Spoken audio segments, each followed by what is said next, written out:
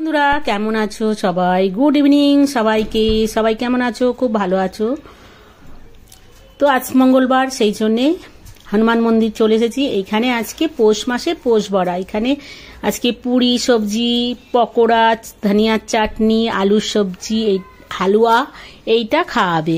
এটাকে পৌষ বড়া বলে। পৌষ মাসে এই মন্দিরে মন্দিরে খাওয়ানোটাকে এখানে সবাই পৌষ বড়া বলে।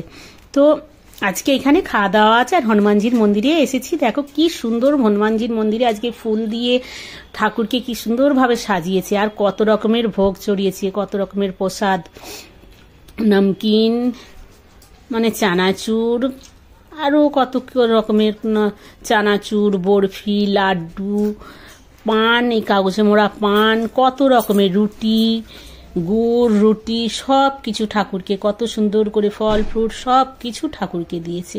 আমরা মন্দিরে গেছি, মন্দিরে একটু বসে গান টান করলাম। এই দেখো কত লোকজন খাচ্ছে। প্রায় 2000 লোকের খাওয়া দাওয়া আছে এখানে এই মন্দিরে। এই মন্দিরে আমরা প্রতি মঙ্গলবার যাই, গিয়ে একটু গান টান করি, হনুমান চালিসা পড়ি। প্রথমে হনুমান চালিসা পড়ে তারপর গান টান করে বাড়ি আসি। তো আজকে আমাদের এইটা টিকিট সিস্টেম। আমরা 12 জন, আমাদের গ্রুপে 12 জন ছিল, 12টা টিকিট দিয়েছে। 12 জন মিলে আমরা গেছি মন্দিরে। তো আমরা যখন গেছি তখন ভজন কীর্তন হয়ে গেছে আর লোক খাওয়া দাওয়া করছে। আমরা একটু ভজন কীর্তন করে টোরে ঠাকুর দর্শন করে তোমাদেরও একটু ঠাকুর দর্শন দেখালাম। দেখো কি সুন্দর করে সাজিয়েছে, খুব সুন্দর লাগছিল কালকে হনুমানজির মন্দিরটা আর হনুমানজিকেও।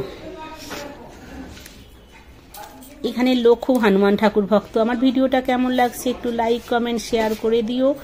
তারপর দেখো আমি মন্দিরের বাইরের দিকটাও দেখালাম, কি সুন্দর করে সাজিয়েছে মন্দিরটা মালা টালা দিয়ে। আর পুরো মন্দিরটা দেখাচ্ছি তোমাদের, ধীরে ধীরে ধীরে ধীরে আমি মন্দিরটা তোমাদের দেখাচ্ছি।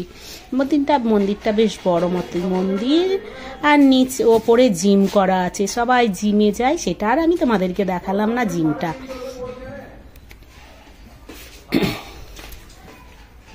আমি তখন চেয়ারে বসেছি খেতে, তখন তোমাদের মন্দিরটা আমি ঘুরিয়ে ঘুরিয়ে দেখালাম। দেখো আমরা এক লাইনে আমাদের বান্ধবীরা সব বসে আছি। 12 জন আমাদের বান্ধবীর গ্রুপ। এইবার কি কি খেতে দিয়েছে দেখো, পুরি,